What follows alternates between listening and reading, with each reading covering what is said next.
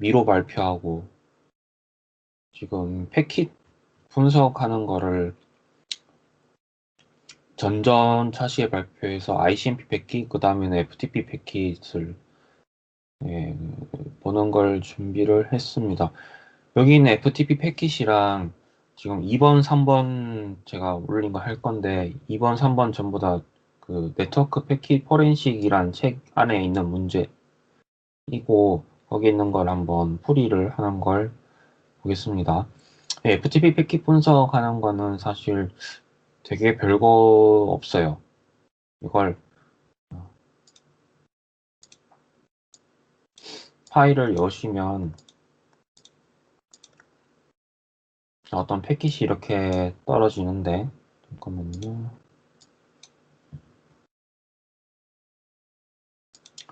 패킷의 양이 이제 한 500개 좀 되니까 좀 보기가 불편하기 때문에 TCP 스트림으로 한번 봐봅니다. TCP 스트림으로 보면 이 TCP 스트림으로 보게 되면은 패킷의 이제 패킷들끼리 무작위하게 순서가 있었다면 여기 TCP 스트림을 이용해서 스트림 값을 올라가면서 보면은 각각의 TCP의 세션 그리고 세션의 흐름에 따라서 이걸 배열을 해줍니다. 그래서 스트림을 자 하나씩 올라가면서 찾아보면 됩니다.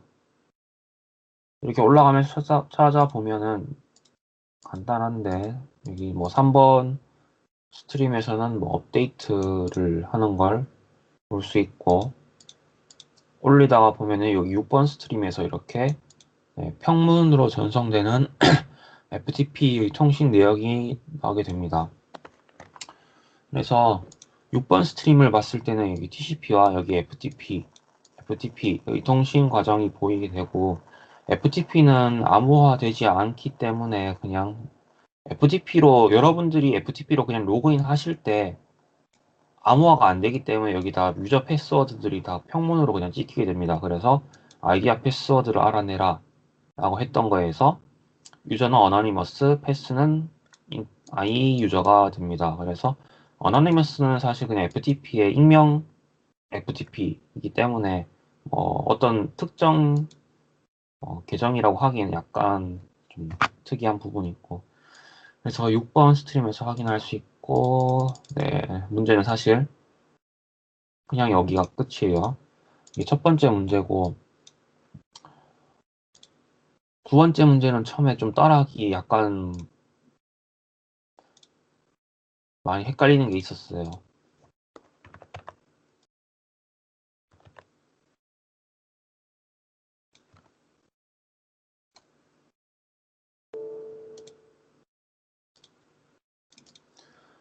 파일 매직 넘버라는 이게 있었고요. 앞선 문제처럼 PK 파일에서 파일 내용을 추출하는 거였습니다. 패킷을 열어보면은 패킷의 개수는 대략 뭐 240개라서 뭐 눈여겨서 보면은 볼 수도 있겠지만 마찬가지로 패킷의 숫자가 많을 때는 전략을 잘 세워야 됩니다. 패킷 분석할 때는 여기 스태티스틱스 전략 분석 전략이죠. 여기에서 컨버세이션즈 가면은 패킷의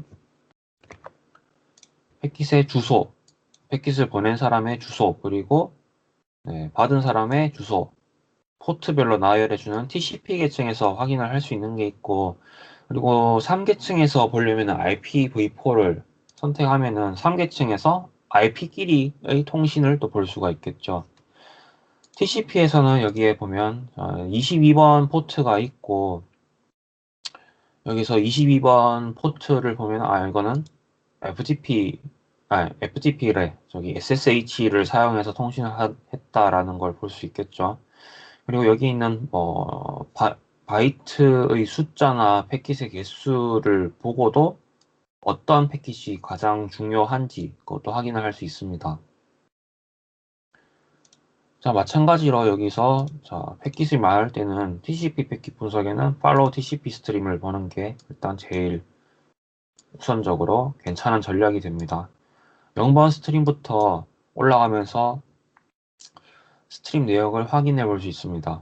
일단 여기에서 우리가 문제가 뭐였냐면은 PK 파일에서 전송된 파일을 복구하라. 그럼 전송된 파일을 이제 수상한 걸 찾아내서 전송된 파일을 복구해야겠죠. 스트림 값을 하나씩 올라가면서 TCP 스트림을 확인합니다. 이번 스트림에서 보니까 여기에 비밀 요리법이 있다 하면서 다운로드 했다 라고 하는 어떤 문구가 보여요. 그렇기 때문에 여기 있는 거 보고 뭔가 좀 수상해 보이는 것들이 있죠. recipe.docx도 볼 수 있고, 그래서 아마도 이 레시피를 확인을 하면 되겠구나 라고 볼 수 있겠죠.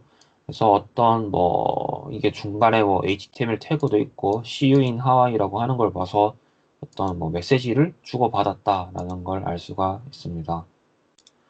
3번 스트림에서는 어떤 확인할 수 있는 내용이 없고 4번 스트림 하나씩 계속 올라가면서 봅니다. 네, 스트림 올라가면서 보는데 여기도 뭐 딱히 보이는 게 별로 없죠. 골드 뭐 GIF라고 하는 형문 문자는 보이지만 그리고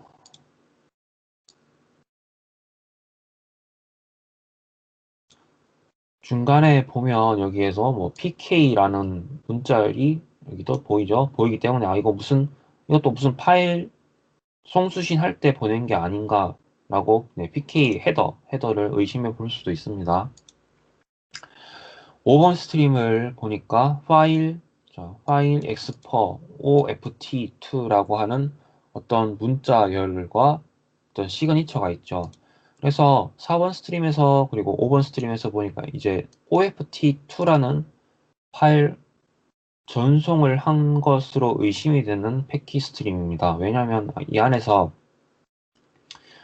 recipe.docx 그리고 컨텐트 타입이 전송되고 안에서도 보면 PK라고 하는 문자열이 있기 때문에 이거 또 파일 전송할 때 썼던 게 아닌가.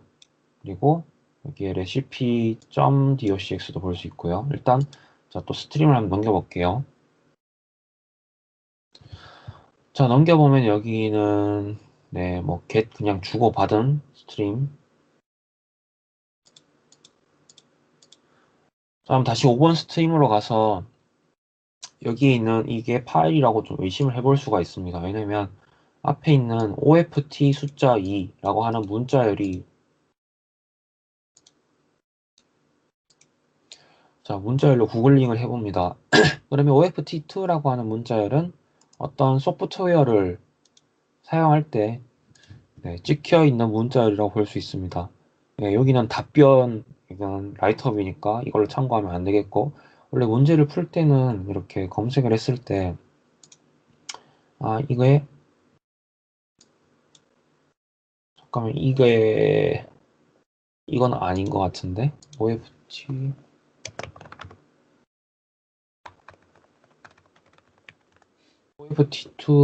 OFT2 프로토콜이라고 검색을 해보면,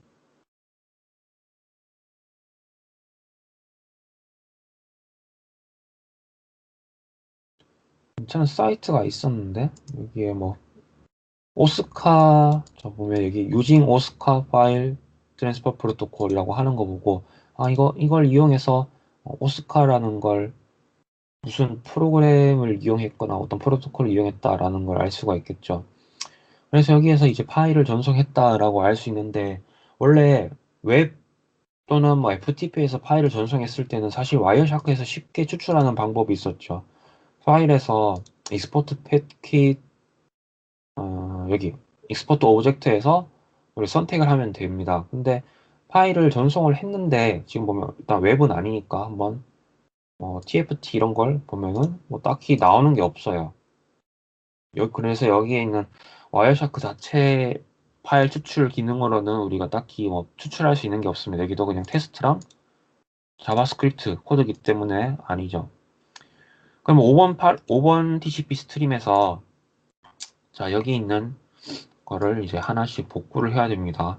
여기서 보면 show 아래쪽에 출력 형식을 나타내주는 show and date save data라고 하는 항목이 있죠. 여기 ASCII로 우리가 보는 건데 추출을 하려면 이렇게 자 로우 값 혹은 헥스 값을 통해서 한번 확인을 해봐야 됩니다. 헥스 덤프를 이용해서 보니까 자 여기가 OFT2라고 서버 그리고 클라이언트가 하나씩 주고받는 걸 볼 수 있겠죠. 자 그러면 여기서 OFT라고 하는 게 프로토콜이라고 가정을 한다면 중간에 여기에 recipe.docx는 우리가 이 프로토콜을 정확하게 알지는 못해도 파란색 부분이 한번 이제 요청을 한 부분이겠죠. 클라이언트가 이제 요청을 하면서 파일 서버한테 recipe.docx라는 이름의 파일을 보내는 부분으로 유출을 할 수 있고, 그러면 빨간색 부분은 이제 서버가 응답을 줬다라고도 뭐 볼 수 있겠죠. 그 다음 보니까 100번째 헥스 덤프부터는 이제 PK로 시작하는 문자를 보고 아 여기서부터 내가 이게 여기 팩문으로 파일이 전송되고 있구나. 그래서 이 PK라고 하는 문자를 보고 아 이거 압축 또는 뭐 PK 형식의 문서 파일이 존재한다는 걸 알 수가 있고 이거를 이제 덤프를 떠야 됩니다. 덤프를 뜨려니까 조금 어렵습니다. 왜냐면은 이걸 통째로 복사하면 좋은데 복사해봤자 지금 여기 스트링 값이랑 오프셋 값이 다 보이기 때문에 조금 가공하는데 애로사항이 있습니다. 그러면 자 여기서 헥스 덤프를 내보내기를 해야겠죠. 헥스 덤프 상태로 내보내지 말고 로우로 선택을 하게 되면 아까 전에 그 옆에 스트링 값이랑 네, 불필요한 값들은 좀 지우고 우리가 내보낼 수도 있겠죠.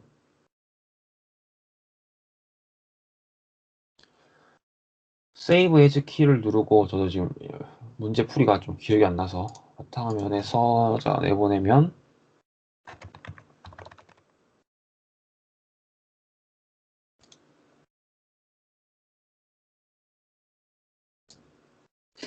자 바탕화면 내보내고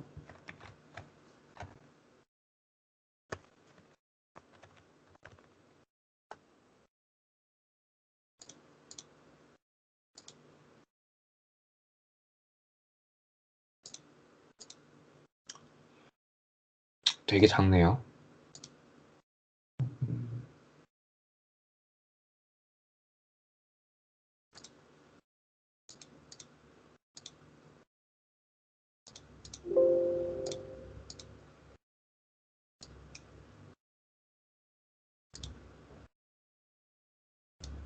자 그럼 여기 있는 파일을 복구를 해야 되는데 아까 전에 있었던 빨간색 다음 부분부터 복구를 해줘야겠죠. 왜냐면 자 여기가 앞에서 여기 부분 아래로 복구를 해줘야 됩니다. 그래서 아래로 이렇게 복구를 하다가 다 파란색이면 좋은데 여기 맨 아래쪽에 보면 또 FT2라는 빨간색 부분이 있죠. 그래서 이 부분을 잘 찾아서 잘라내서 복구를 해주면 됩니다. 처음에 OFT2 프로토콜 부분, 그 다음에 OFT2 내려가고 PK 시작이니까 여기까지는 삭제를 해줘야겠죠. 삭제하고 그리고 아래쪽에 내려갔을 때 PK라고 하는 문자를 한번 확인을 해주시고 여기 PK가 있죠. 문자를 확인하고 삭제하면 되는데 여기가 맞나 헷갈리네요. 잠깐만 다시 볼게요. 아, OFT2로 되어 있네요. OFT2까지 삭제해야겠네요. 여기까지. 일단 삭제를 한번 해보고 다른 이름을 한번 저장해 보겠습니다. 왜냐면 처음에 recipe.docx였기 때문에 저거대로 이제 복구를 해서 열어보면 이제 파일 내용이 이렇게 복구가 되는 걸 볼 수 있습니다. 이 docx 안에는 사실 뭐 다른 내용은 없었고 그냥 이게 끝이었어요. 그래서 뭐 되게 간단하게 어떤 요리를 하는 레시피가 있었습니다. 그래서 요거를 복구하는 게 실습이었고 포인트는 여기서 포인트는 우리가 일반적인 파일 내용을 복구할 때 와이어샤크 자체의 기능으로 복구를 할 수도 있는데 이렇게 지원 안 되는 경우에 로우 값은 이렇게 직접 꺼내서 볼 수가 있다 라는 게 포인트고 발표는 여기까지 하도록 하겠습니다.